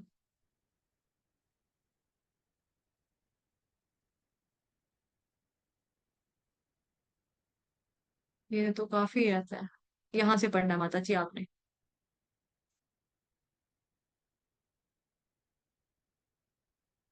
दोनों जल पी गए, चक्र समाये हुए आंतरिक चक्र में प्रविष्ट हुए। हाँ, यहाँ से पढ़ना आपने, आरंभ में भगवान ने अपनी बहिरंगा शक्ति। जी माता जी पढ़ो। जी माता जी, हरे कृष्णा। हरे कृष्ण। आरंभ में भगवान ने अपनी बहिरंगा शक्ति के माध्यम से 6 सृष्टि की थी। पहला महत तत्व अर्थात समस्त भौतिक तत्व को जोड़ जिनकी सहायता से प्रकृति के गुण कार्य करते हैं। दूसरा मिथ्या अहंकार, तीसरा इंद्रिय बोध, चौथा ज्ञान एवं कर्म इंद्रियां, पांचवा नियामक देव और छठा वह अज्ञानता जिसके वशीभूत होकर जीव मूर्खवत कार्य करते हैं। इसके पश्चात ब्रह्मा जी ने 4 प्रकार की सृष्टि की। पहला 6 प्रकार के अचल जीव, दूसरा 8 विभागों में निम्न पशु, तीसरा ऐसे मनुष्य जिनमें रजोगुण की प्रधानता होती है, चौथा उच्च श्रेणी में आने वाले 8 प्रकार के मनुष्य यानी देवता, पितृ, असुर, गंधर्व और अप्सराएं, यक्ष और राक्षस, सिद्ध, चारण और विद्याधर, भूत, प्रेत और पिशाच तथा किन्नर जैसे अति मानवीय प्राणी। इन विभिन्न जीवों की उत्पत्ति से पूर्व ब्रह्मा जी ने 5 प्रकार की ऐसी अज्ञानता का निर्माण भी किया जिनका प्रभाव इन जीवों को बांध कर रखेगा। ये है पहला मोह अर्थात इस शरीर को ही सब कुछ मान बैठने की अज्ञानता, जिसके कारण जीव अपने वास्तविक स्वरूप को भूल जाता है। दूसरा, अंधता मिश्र अर्थात मृत्यु की भावना और उससे उत्पन्न होने वाला भय।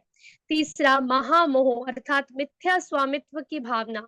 चौथा, तमस अर्थात स्वयं को धोखा देने की प्रवृत्ति। और पांचवा, तामिश्र अर्थात निराशा के बाद क्रोध। इन 5 प्रकार की अज्ञानता का निर्माण करके ब्रह्मा जी प्रसन्न नहीं थे और इन भ्रामक गुणों की सृष्टि को पाप मान रहे थे। इसलिए आगे की सृष्टि करने से पूर्व उन्होंने स्वयं को उस पाप से मुक्त करने का निश्चय किया और भगवान पर ध्यान लगाकर बैठ गए। तत्पश्चात ब्रह्मा जी के 4 महान ऋषियों सनक, सनंदन, सनातन और सनत कुमार को जन्म देकर आदेश दिया, प्रिय पुत्रों, अब तुम प्रजा की उत्पत्ति करो। परंतु वे चतुष्कुमार साधारण नहीं थे। उधर्वरेता, जिनका वीर्य ऊपर की ओर बहता है, होने के कारण उनके जीवन का लक्ष्य आत्म साक्षात्कार तथा मुक्ति था। फलस्वरूप उन्होंने अपने पिताजी की आज्ञा ठुकरा दी और गृहस्थ आश्रम अंगीकार नहीं किया। अपने पुत्रों द्वारा अपनी आज्ञा की अवहेलना देखकर ब्रह्मा जी क्रोध से भर उठे, परंतु वे जानते थे कि उनके ये पुत्र आध्यात्मिक दृष्टि से अत्यधिक उन्नत हैं और यह विचार करके उन्होंने अपने क्रोध को नियंत्रित करने का प्रयास किया, परंतु वे असफल रहे। उनका अनियंत्रित क्रोध उनकी बाहों के बीच से बाहर निकला और तुरंत रक्त एवं नील वर्ण के बालक का रूप ले लिया। जन्म लेते ही वह बालक रोने लगा। हे संपूर्ण ब्रह्मांड के गुरु एवं भाग्य के नियंता, कृपया मेरा नामकरण करके मुझे रहने के लिए एक निवास प्रदान कीजिए। ब्रह्मा जी ने उस बालक को सांत्वना देते हुए कहा, बालक रो मत, मैं निश्चित ही तुम्हारी इच्छा पूरी करूंगा। चूंकि तुम इतनी जोर जोर से रोदन कर रहे थे, इसलिए तुम्हारा एक नाम होगा रुद्र। मैंने तुम्हारे निवास की व्यवस्था पहले से ही कर दी है। वे स्थान होंगे हृदय, इंद्रियां, प्राणवायु, आकाश, वायु, अग्नि, जल, पृथ्वी, सूर्य, चंद्रमा और तपस्या। रुद्र के अतिरिक्त तुम्हारे 11 नाम होंगे मनु, मन्यु, मनु, महिनस, महान, शिव, ऋतध्वज, उग्र रेता, भव, काल, वामन देव तथा धृतव्रत। तुम्हारी 11 पत्नियां होंगी और उन रुद्राणियों के नाम होंगे धी, धृति, रसला, उमा, न्युत, सर्पी, इला, अंबिका, इरावती, स्वधा और दीक्षा। चूंकि तुम प्रजापतियों में से एक हो, इसलिए अब विशाल स्तर पर प्रजा का विस्तार आरंभ करो। आज्ञा प्राप्त करके रुद्र ने प्रजनन आरंभ कर दिया। उनके पुत्रों पौत्रों को रूप एवं स्वभाव अत्यंत भयावह था और संख्या असीमित। तब एकत्र होकर वे संपूर्ण ब्रह्मांड को निगलने का प्रयास करने लगे। इसे देखकर ब्रह्मा जी भयभीत हो उठे और उन्होंने रुद्र को आज्ञा दी, हे पुत्र, ऐसे भयावह प्राणियों को जन्म देने की कोई आवश्यकता नहीं है। नेत्रों से अग्नि उगल रहे इन प्राणियों ने समस्त दिशाओं में तबाही मचा दी है और इतना ही नहीं, मुझ पर भी आक्रमण करने से नहीं हिचकिचाए। अच्छा होगा कि तुम तपस्या द्वारा भगवान को प्रसन्न करो और उनसे सामर्थ्य प्राप्त करके पुनः समुचित सृष्टि का निर्माण करो। कुछ समय के लिए तुम प्रलय के समय की प्रतीक्षा करो, उस समय हमें तुम्हारी सेवाओं की आवश्यकता पड़ेगी। रुद्र ने अपने पिता ब्रह्मा जी की परिक्रमा की और तपस्या करने के लिए वन में प्रवेश किया। अब ब्रह्मा जी ने पुनः सृष्टि को आगे बढ़ाने का विचार किया तो उन्होंने 10 पुत्रों को जन्म दिया। मरीचि, अत्रि, अंगिरा, पुलस्त्य, पुलहा, क्रतु, भृगु, वशिष्ठ, दक्ष और नारद। ब्रह्मा जी ने इन पुत्रों को क्रमशः अपने मन, नेत्रों, मुख, कानों, नाभि, हाथ, स्पर्श, श्वास, अंगूठे तथा बौद्धिक चिंतन से उत्पन्न किया। चूंकि ब्रह्मा जी की बुद्धि उनके शरीर का सर्वश्रेष्ठ अंग है, इसलिए उससे उत्पन्न पुत्र नारद को उनका सर्व प्रमुख पुत्र माना जाता है। नारद का अर्थ है वह जो अन्यों को भगवान नारायण प्रदान करता है। इन 10 पुत्रों के पश्चात ब्रह्मा जी की छाती से धर्म प्रकट हुआ और उनकी पीठ से जहां भयावह मृत्यु होती है, अधर्म प्रकट हुआ। उनके हृदय से वासनाओं और कामनाओं का जन्म हुआ तथा उनकी भ्रुकुटियों के बीच से क्रोध का। ब्रह्मा जी के होठों से लोभ प्रकट हुआ तथा उनके मुख से वाक शक्ति प्रकट हुई। ब्रह्मा जी के शिशन से समुद्र प्रकट हुए और उनके गुरु गुदा द्वार से निकृष्ट एवं घृणित कार्य प्रकट हुए। ब्रह्मा जी की परछाई से करदम मुनि का जन्म हुआ, तब उनसे वाक नामक एक पुत्री ने जन्म लिया। उसे देखकर ब्रह्मा जी के मन में उस कन्या के प्रति कामुक विचार उत्पन्न होने लगे। यद्यपि उस कन्या के मन में ब्रह्मा जी के प्रति ऐसी कोई भावना नहीं थी। कामुकतावश ब्रह्मा जी को अपनी ही पुत्री के पीछे दौड़ते हुए देखकर उनके मरीचि आदि पुत्र सम्मान पूर्वक उन्हें संबोधित करने लगे। वे भली भांति परिचित थे कि उनके पिता के इस असाधारण व्यवहार के पीछे निश्चित ही कोई महान उद्देश्य होगा। ऋषियों ने कहा, माननीय पिताजी, आप जिस कार्य का विचार कर रहे हैं, ऐसा विचार आपके मन में इससे पूर्व कभी नहीं आया था। ना ही आज तक किसी अन्य ब्रह्मा ने ऐसा विचार किया है और ना ही भविष्य में कोई ब्रह्मा किसी ऐसी चेष्टा करेंगे। आप संपूर्ण ब्रह्मांड के स्वामी हैं, परंतु ये कैसे संभव है कि आप अपनी ही पुत्री के साथ ऐसा भोग करना चाहते हैं और अपनी इस इच्छा को नियंत्रित करने में अक्षम हैं। ये कार्य आपको शोभा नहीं देता, क्योंकि सामान्य लोग, माताजी स्क्रीन,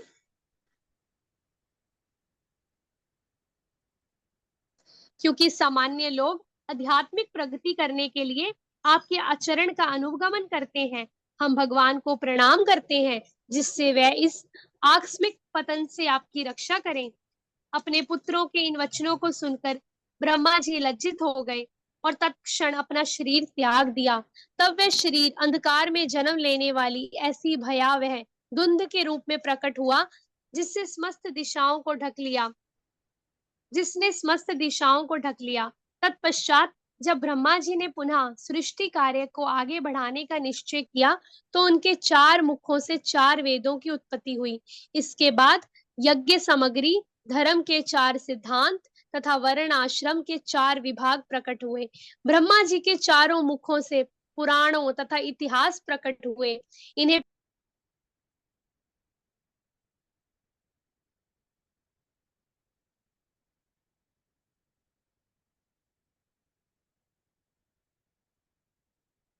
इन्हें पंचम वेद भी कहा जाता है।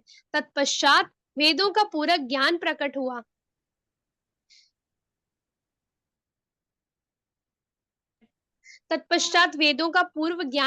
हुआ। जिसमें संस्कृत अक्षरमाला, संगीत स्वरों, सैन्य कला, आयुर्वेद के 7 तर्क वितर्कों एवं साहित्य की शैली तथा शब्दावली का समावेश था। तब ब्रह्मा जी ने शेष सृष्टि कार्य को पूरा करने के लिए एक ऐसा शरीर स्वीकार किया जिसमें स्त्री संग वर्जित नहीं था।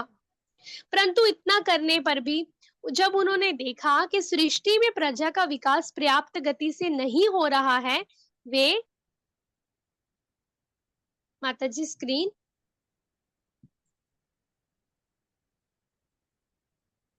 गहन चिंतन करने लगे। वे इस प्रकार चिंतन कर ही रहे थे कि उनके शरीर से 2 रूप पृथक होकर संभोग में रत हो गए। पुरुष रूप स्वयंभुव मनु हुए और स्त्री शतरूपा। संभोग द्वारा उन्होंने 2 पुत्रों तथा 3 पुत्रियों को जन्म दिया। पुत्र थे प्रियव्रत और उत्तानपाद तथा पुत्रियां थी आकुति, देवहूति और प्रसूति।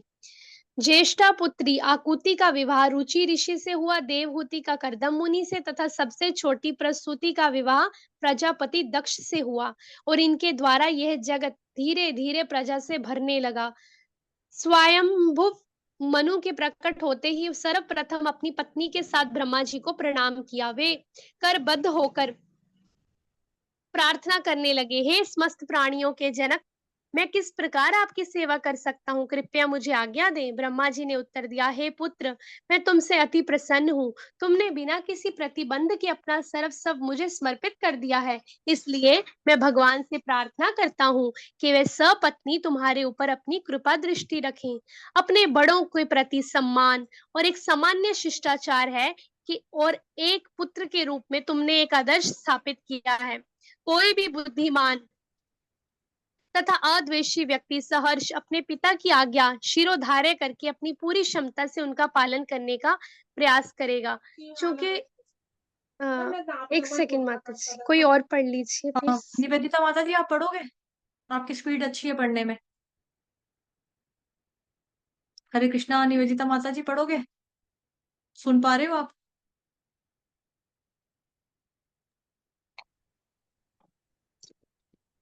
जी पढ़ो। माता जी आवाज ही नहीं आ रही है आपकी। हाँ हाँ आ रही है अभी। नहीं निवेदिता माता जी पढ़ रहे हैं जी बट उनकी जी आप माइक जी हिल रहा है माता जी। आवाज नहीं आ रही। पढ़ लो माता जी आप। जी माता जी, अब आ रही है आवाज माता जी? जी जी आ रही आ रही है। ब्रह्मा ने ब्रह्मा उत्तर जी दिया। ने जी हम्म, ब्रह्मा जी ने उत्तर दिया, हे पुत्र, मैं तुमसे अति प्रसन्न हूँ। तुमने बिना किसी प्रतिबंध के अपना सर्वस्व मुझे समर्पित कर दिया है। इसलिए मैं भगवान से प्रार्थना करता हूँ कि वे सब पत्नी तुम्हारे ऊपर अपनी कृपा दृष्टि रखें। अपने बड़ों के प्रति सम्मान एक सामान्य शिष्टाचार है और एक पुत्र के रूप में तुमने एक आदर्श स्थापित किया है। कोई भी बुद्धिमान तथा अद्वेषी व्यक्ति सहर्ष अपने पिता की आज्ञा शिरोधार्य करके अपनी पूरी क्षमता से उसका पालन करने का प्रयास करेगा। क्योंकि तुम मेरे आज्ञाकारी पुत्र हो, मेरी इच्छा है कि तुम अपने ही समान अन्य योग्य पुत्रों को जन्म दो। धर्म के अनुसार संसार पर राज्य करो और यज्ञों द्वारा परम भगवान की आराधना करो। जब भगवान देखेंगे कि तुम प्राणियों को समुचित संरक्षण प्रदान कर रहे हो, तो निश्चित ही वे तुम पर प्रसन्न होंगे।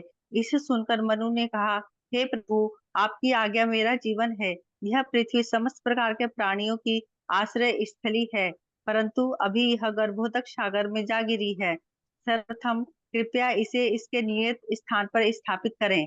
जब ब्रह्मा जी ने देखा कि पूरी पृथ्वी पूरी तरह जल में निमग्न है, तो उसके उद्धार के लिए दीर्घकालीन चिंतन में डूब गए। अंत में वे इस निष्कर्ष पर पहुंचे कि केवल भगवान ही इस स्थिति में सहायता कर सकते हैं। जब वे इस प्रकार विचार कर ही रहे थे कि उनके नासिका छिद्र से एक छोटा सा श्वेत वराह अर्थात सुअर प्रकट हो गया। उसका आकार अंगूठे के अग्रभाग से अधिक बड़ा नहीं था। उसे देखकर ब्रह्मा जी विस्मित रह गए। देखते देखते उस वराह का आकार बढ़ने लगा और वह एक विशालकाय हाथी के समान बड़ा बन गया। ब्रह्मा जी और कुमारगण मनु मरीचि आदि पुत्र उनके इस वराह के विषय में परस्पर विवाद करने लगे। अंततः ब्रह्मा जी इस निष्कर्ष पर पहुंचे कि वह वराह रूप स्वयं पूर्ण पुरुषोत्तम भगवान ही है। इस दौरान भगवान वराह अपने भक्तों को अभय प्रदान करने के लिए विशाल पर्वतों के समान गर्जना कर रहे थे और अपनी सत्ता का विरोध करने वाले किसी भी असुर को खुली चुनौती दे रहे थे। जब जनलोक, तपलोक और सत्यलोक में निवास कर रहे ऋषियों ने चारों दिशाओं में गुंजायमान भगवान की तुमुल ध्वनि सुनी, वे वैदिक मंत्रों के उच्चारण द्वारा उनकी स्तुति करने लगे। आकाश में उड़ान भरते हुए भगवान वराह अपनी पूंछ को पटक रहे थे और अपने खूनों तथा देदीप्यमान सफेद सिंघों से बादलों को छितरा रहे थे। उनकी दृष्टि संपूर्ण आकाश को प्रकाशित कर रही थी। ऋषियों की स्तुति का उत्तर देने के लिए भगवान वराह ने एक बार और दहाड़ लगाई और फिर तीव्रता से जल की गहराई में प्रवेश कर गए। इससे समुद्र में दो विशालकाय लहरें उठी। वे लहरें समुद्र की दो भुजाओं के समान थीं, मानो समुद्र उन्हें उठाकर प्रार्थना कर रहा हो, हे भगवान, मुझे मत काटो, कृपया मेरा संरक्षण करो। शुकर का रूप लेने के कारण भगवान अपने नथुने से सूंघ सूंघ कर पृथ्वी को खोजने लगे। अंततः अपने तीक्ष्ण खुरों से समुद्र की तह खोदने पर उन्हें पृथ्वी दिखाई दी। भगवान ने अत्यंत सहजता से पृथ्वी को उठाया और अपने नथुनों पर रखकर पानी के बाहर आ गए। इस अद्भुत कार्य को देखकर ब्रह्मा जी और उनके पुत्र सुंदर प्रार्थनाओं द्वारा उनका गुणगान करने लगे। महान ऋषियों की स्तुतियां स्वीकार करने के पश्चात भगवान वराह ने पृथ्वी को अपने खुरों से पकड़ा और जल के ऊपर सही स्थान पर रख दिया। फिर वे अपने सनातन धाम को लौट आए। हरे कृष्णा। हरे कृष्णा धन्यवाद माता जी। हरे कृष्ण कृष्ण कृष्ण हरे हरे, हरे राम राम राम हरे हरे। हरे कृष्ण कृष्ण कृष्ण हरे हरे, हरे राम राम राम